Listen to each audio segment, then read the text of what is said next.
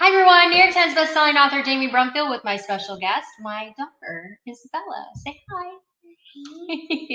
Today we're going to talk about week 3 of my weight loss journey and motivation and adaptation. I want to talk to you a little bit about shopping during this crisis and what we've experienced during this coronavirus crisis, as well as how it has impacted my actual journey on my diet. I'm sure it's probably impacted you all as well. So I'd love to hear in the comment section below how this has impacted you as well. So let's get started.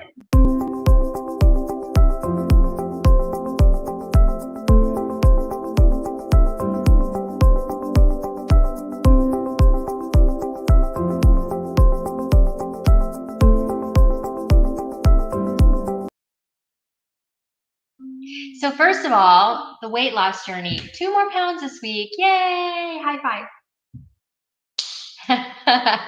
So that means I'm down 8 pounds since I started. First week was 4 pounds. I'm sure that included some water weight. The second week was 2 pounds. And then this week has been 2 pounds. And she's doing what I do with my hair. You're such a goofy girl. So I'm doing steady at 2 pounds. They say that's very healthy weight loss. So I'm very excited about that. And with all the changes that I've had to make for my weight loss planning this week, I'm really happy that it has actually continued along the path that it has. So super excited about that. So where are you at with your weight loss journey and what lessons have you learned? While I'm talking, please feel free to leave a comment down below and share with us how your weight loss journey has gone. So I want to talk a little bit about shopping during this coronavirus crisis and the changes that happened this last week with shopping. And I also want to talk to you a little about motivation. And so we're on week 3. Week 3 is when you're doing any kind of changing of habits and getting into the swing of things. The third week is really the one where self-discipline comes into play, motivation comes into play. And so I have to be reminded every day, you know better than that. I have to be reminded every day what my motivation is. Of course, my motivation is to get healthy, number one. But my second motivation is this little girl right here. I mean, she is my second motivation. My first is getting healthy. My second is being here to see my grandkids from her.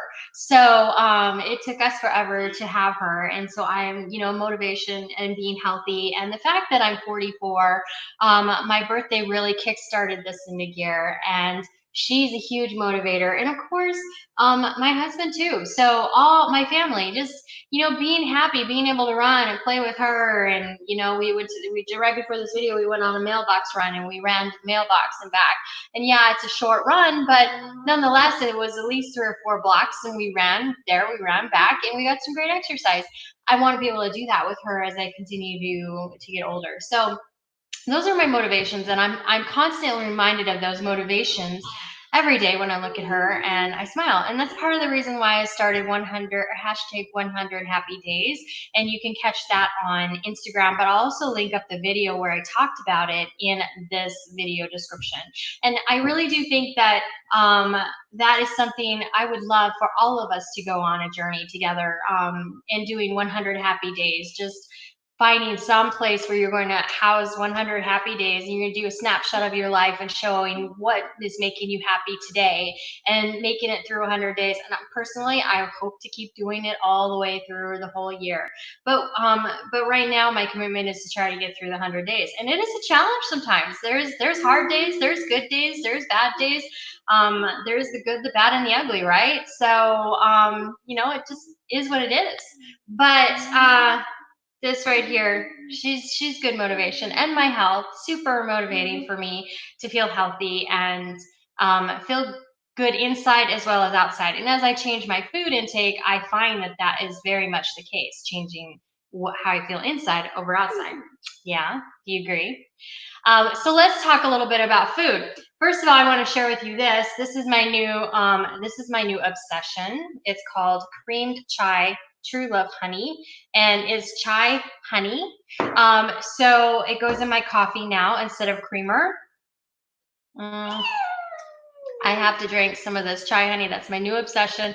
So I've reduced my sugar even more. Now I haven't had a Starbucks coffee in probably 3 weeks, and I don't even crave it anymore. And Starbucks coffee used to be my go-to every day. So that huge calorie intake is now gone, and that has helped a lot. I think sugar has helped a lot. I really do want to do a video on sugar's dirty little secrets, because the more and more research I find from sugar, the more and more I'm like, let's ban it, let's ban it, let's ban it in the house. So if you're interested in hearing sugar's dirty little secrets in a video in the coming weeks, let me know in the comment section below. So that is one thing I wanted to share with you. That so I continue to drink a coffee, but not every day. It's more like every other day I drink a coffee. And I'm just focusing on eating healthy food, and that has been a challenge this week. Now, last week I mentioned my challenge was recording the information. I'm doing better on that. I did make a commitment to get better at that this week, and I'm doing better on that. But this week, the challenge has been getting the right food. Because if you've been to a grocery store in the last week, you probably have seen the same thing I've seen: empty shelves everywhere. And I personally shop through curbside service, which has been a lifesaver even during this crisis time. I do have to say that even curbside service through Walmart or Fry's has been great. I did place an order last week, and I went to pick it up on Friday, and pretty much probably 60% of everything I ordered was not available at both stores. But they did tell us that they were going to make some changes, and I do applaud Fry's for making those changes, because when I went to the store um, 2 days ago, I now have it was just so so I actually had almost everything that I ordered. So I did go into the store today, which was a first in probably 3 weeks that I'm going into a store. And I went into a different store that doesn't have curbside service, and the shelves were cleaned out too. So I do hope that everybody's finding nourishment and getting their healthy food. And that really is the challenge, I think. I plan on doing chicken noodle soup for the week. I actually planned on doing a video sharing how I prep my meals for the week, and then all of this happened.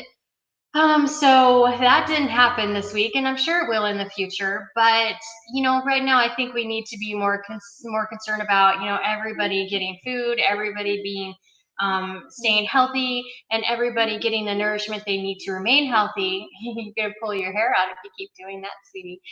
So I think that's really important, and being considerate of our neighbors and conscious of all of the things that are going on. In fact, I'll link up the CDC and all of their recommendations down below, because I do think that's pretty important.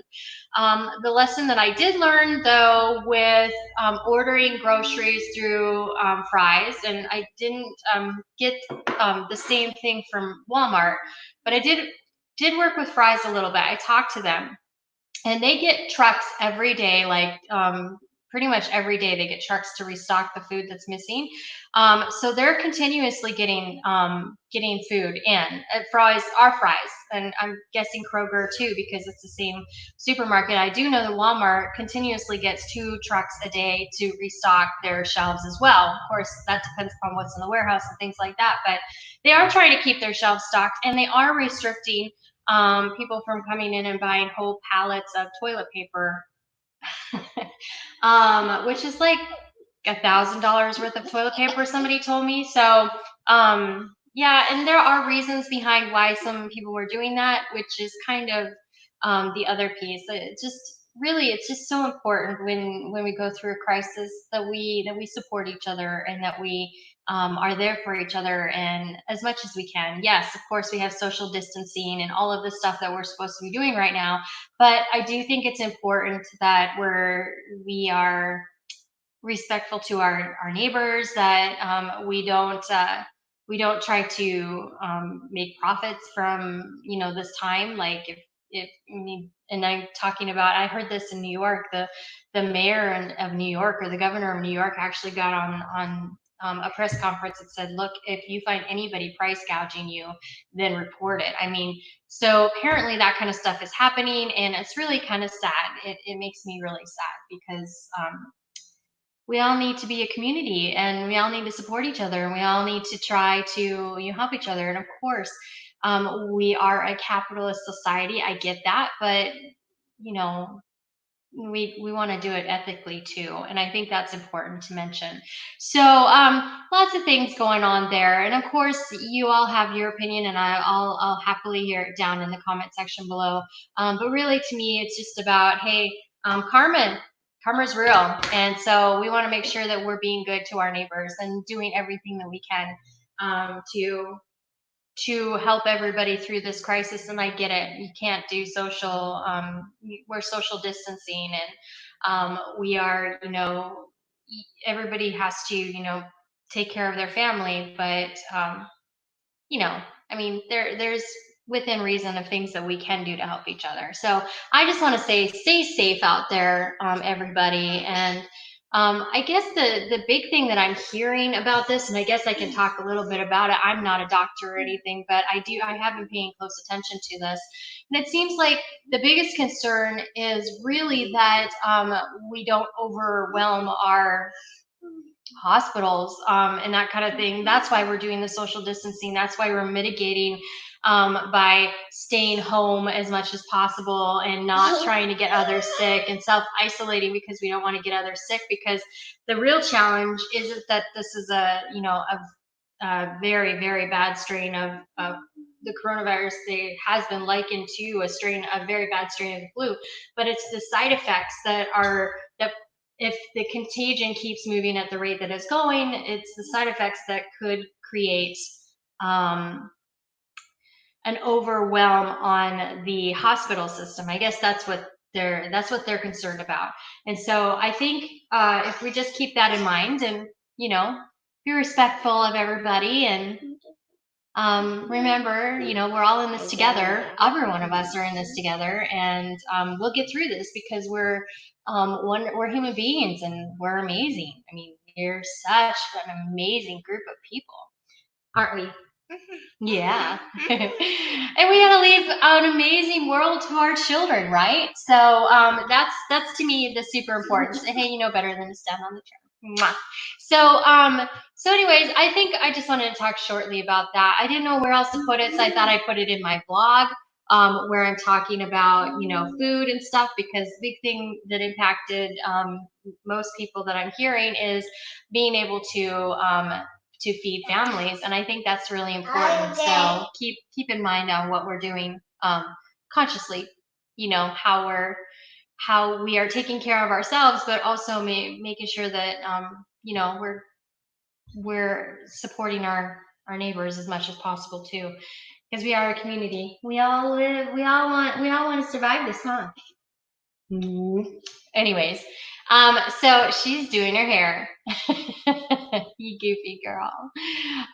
So anyways, that is pretty much all I wanted to say about that, because I'm not a doctor and I'm not an expert in this, which I have not been helping too much with that on my channel.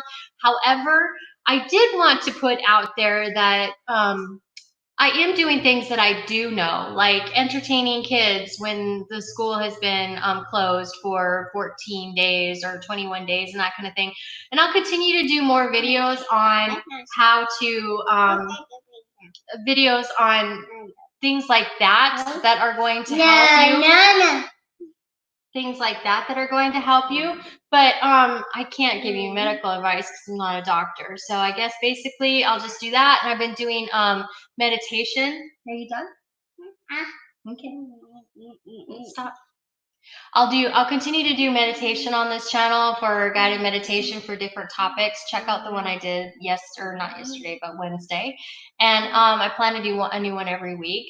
And to help out with that, I mean, we all have our strengths, and I guess where I'm going to do my best to help is there. I am going to put up a poll in my community tab, and I'd love to do a challenge next month, a 5-day challenge. And if somebody is interested, on different topics that I could cover, check out the 5-day challenge topics. I'm going to list 5 over there in the poll, and I want to know what you want to see in the month of April. What specific things that you would like to see and I will add that to the content that I'm creating next month, and deep dive into more and more. And we'll try to do that every month if you'd like.